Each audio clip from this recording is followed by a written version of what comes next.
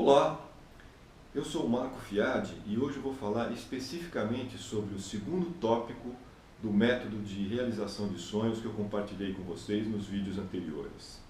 Hoje eu vou falar sobre insatisfação com os nossos próprios limites.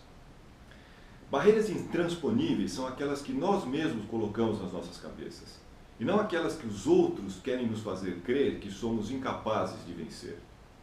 E eu vou dar um exemplo prático sobre isso. Mas antes, eu quero alertá-lo que se você ainda não viu o primeiro vídeo de abertura, que você entre nesse site que está relacionado logo abaixo do vídeo, o www.gerenciamentodoestresse.com, e clique lá em realização de sonhos para entender como que nós chegamos até aqui nesse método.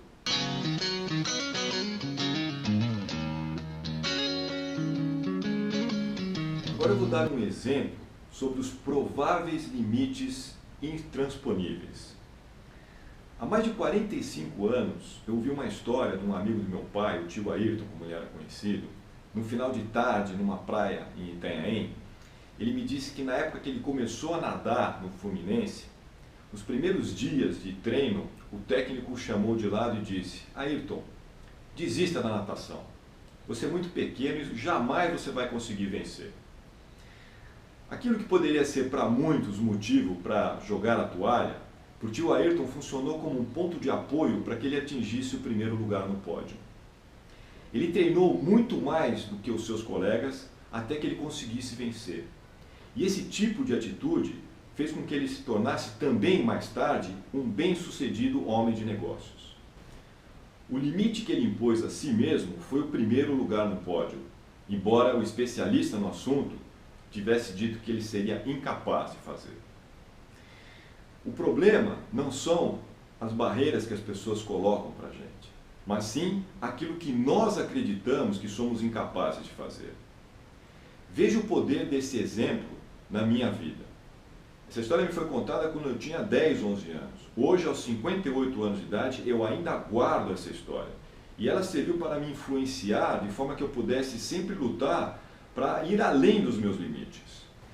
Não para provar para um treinador ou para as pessoas que eu sou capaz de superar meus limites, mas para provar para mim mesmo que eu posso ir além das marcas obtidas anteriormente. E esse tipo de atitude eu faço nos esportes, como fundista amador que sou, procuro nos treinos que faço sempre estar superando marcas que eu tive em treinos anteriores, mas principalmente na minha vida profissional, fazendo e, se necessário, refazendo tarefas até que elas atinjam um nível de qualidade que eu possa ter aquele sentimento do puxa, eu fiz o meu melhor. Eu dei um exemplo de uma influência externa negativa, que foi a do treinador, do tio Ayrton, mas que acabou se tornando uma influência positiva para ele, mas agora eu vou dar um exemplo de uma influência externa positiva. Quando eu tinha já meus 12, 13 anos, eu estudei num colégio interno na cidade de Rio Claro, no interior de São Paulo, um colégio de origem alemã chamado Köln, e me matriculei nas aulas que tinha de violão, que aconteciam pós o horário de estudos, porque naquela época eu estava começando a aprender a tocar violão. O meu professor, o Gerson, logo nas primeiras aulas me chamou e me perguntou: que música você acha impossível de tocar? Eu, na época, era apenas um garoto, não me interessava por músicas hispânicas ou de origem mexicana, como que os mariachis tocam, mas eu me impressionei muito com uma performance que eu vi da música malagueña. E falei para o professor: malagueña, eu acho que seria impossível tocar. Ele me disse: eu vou te ensinar a tocar malagueña. Eu fiquei assustado, um garoto pequeno, mas topei o desafio. Ele me treinou tão bem que em poucos meses eu já estava me apresentando numa audição tocando malagueña no colégio.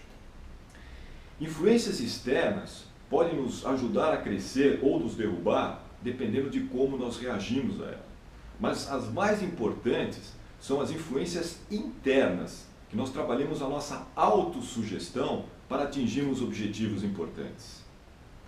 E a insatisfação com os próprios limites nos ajuda muito nesse processo quando adquirimos o hábito de, nas várias atividades que fazemos, vamos além dos limites que temos atingido anteriormente. Experimente fazer isso em atividades que você gosta de fazer, que você tem o prazer de executar. E veja como, com o tempo, isso começa a se expandir para todas as áreas da sua vida.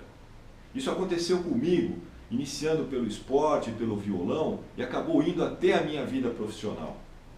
Eu comentei com vocês no vídeo de abertura que, embora tenha sido um simples analista de sistemas, eu consegui chegar à direção da DataPrev, que é a empresa que faz todo o processamento de arrecadação e pagamento de benefícios do INSS, e que eu jamais imaginava que eu estava preparado para essa função. Quando eu soube que o ex-CEO de uma companhia na qual eu trabalhei como gerente de produto assumiu a presidência da DataPrev, eu me apresentei como voluntário para assumir a direção de operações de tecnologia da empresa, mesmo sabendo que eu não estava totalmente preparado para a função. Mas eu acreditava que, indo além dos meus limites, eu poderia me preparar durante o voo para fazer um bom trabalho naquela equipe. E o prêmio que nós tivemos pela nossa performance como equipe na DataPrev foi ser promovido para dirigir a Light, também no Rio de Janeiro, uma das maiores empresas de distribuição de energia desse país. E para terminar esse vídeo, eu vou tocar só a introdução da música malaguenha para vocês terem uma ideia do que foi a dificuldade para um garoto de 12, 13 anos que estava aprendendo a tocar violão. Mas, antes disso, eu quero lembrá-lo que tudo aquilo que você fizer, sempre você pode fazer melhor do que antes.